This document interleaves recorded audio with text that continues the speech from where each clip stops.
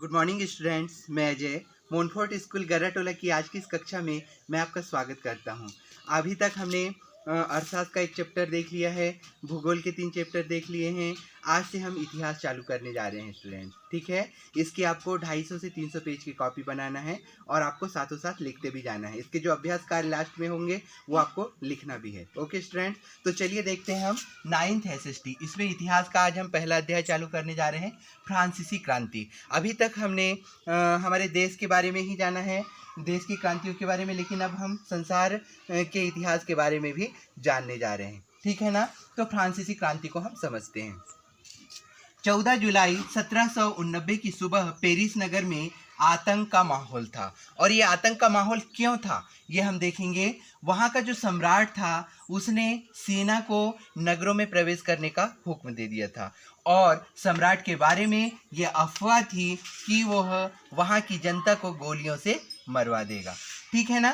तो ये सब होने के कारण ये जो जितना भी हो रहा था, अफवाह, सेना, गोलियां, ये सब चलने वाली थी, गोलियां चलने वाली थी। इस कारण वहाँ का जो सम्राट था, वहाँ का जो माहौल था वो आतंक का माहौल था। वहाँ का जो सम्राट था वो कंट्रोल नहीं कर पा रहा था। ऐसी स्थिति में वहाँ के जो 7000 स्त्री और पुरुष थे, औरतें और मर्द जो थे, उन्होंने टाउन हॉल पे इकट्ठा होने का निर्णय लिया। ये जो टाउन हॉल है ये एक एकत्रित होने का स्थान था, वहाँ पे टाउन हॉल। तो इस टाउन हॉल में वो 7000 औरतें और मर्द इकट्ठा हुए और उन्होंने ये जो 7000 औरत और मर्द थे, ये इन लोगों ने इकट्ठा होकर क्या किया, एक जनसेना का निर्माण किया, जनसेना बनाया उन्होंने, ठीक है। जनसेना, ताकि इससे जनता की भलाई हो सके, इसलिए उन्होंने जनसेना का निर्माण किया, ठीक है।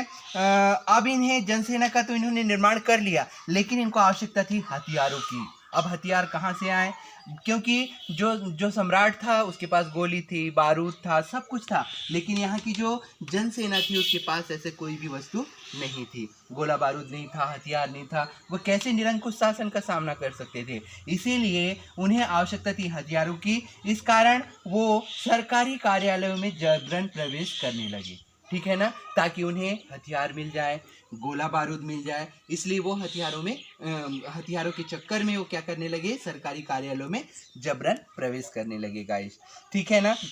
सैकड़ों लोगों का समूह पूर्वी भाग की ओर बढ़ते गया और बास्तिल किले की जेल में जबरन वो प्रवेश कर गए, ठीक है। जहाँ की बास्तिल किले की जेल में उनको पूरी आशंका थी, बास्तिल किले की जेल में उन्हें क्या मिलेगा, गोला बारूद मिलने की आशंका थी, और ऐसा हुआ भी, है ना। वहाँ पे उन्हें गोला बारूद मिला, कुछ हथियार मिले, तो उन पे उन्होंने कब्जा कर लिया। और वहाँ के जो कमांडर थे उनकी मृत्यु भी इस जेल में, जब सैकड़ों सैनिकों ने प्रवेश किया जनसेना के गठन होने के बाद, औरत और मर्दों ने, तो वहाँ पे जो कमांडर था उसकी मृत्यु हो गई इस लड़ाई में। ओके स्टूडेंट्स, समझ में आ रहा है ना आप लोगों को। तो वहाँ के कमांडर की मृत्यु हो गई और वहाँ पे जो कैदी थे वो कैदी भी छुड़ा लिए गए। वहाँ पे हालांकि सिर्फ 7 ही कैदी थे। कितने थे? सिर्फ 7 ही कैदी थे, तो वो 7 कैदी को भी छुड़ा लिया गया।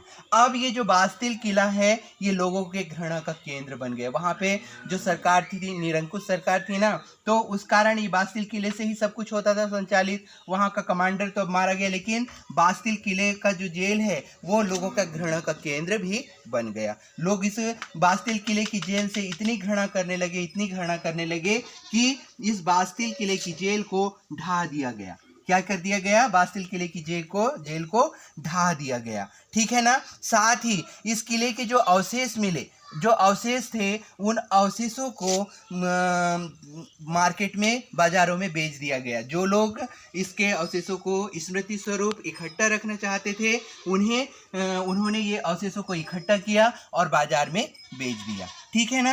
तो इस तरह से वहाँ का जो शासक था वो बहुत ही निरंकुश शासक था और वहाँ की जो जनता थी वो बहुत ही घृणा करती थी वहाँ के निरंकुश शासक से। अब पेरिस का इतना बुरा हाल था कि वहाँ की जनता और सम्राट के बीच घमासान युद्ध होने लगा। लोग वहाँ के निरंकुश शासक से, सम्राट से नफरत करने लगे, लड़ने झगड़ने लगे। और जो वहाँ का शासक था, इतिहासकारों का ऐसा कहना है कि वहाँ का जो शासक था, निरंकुश शासक, उसे फांसी पर लटका दिया गया।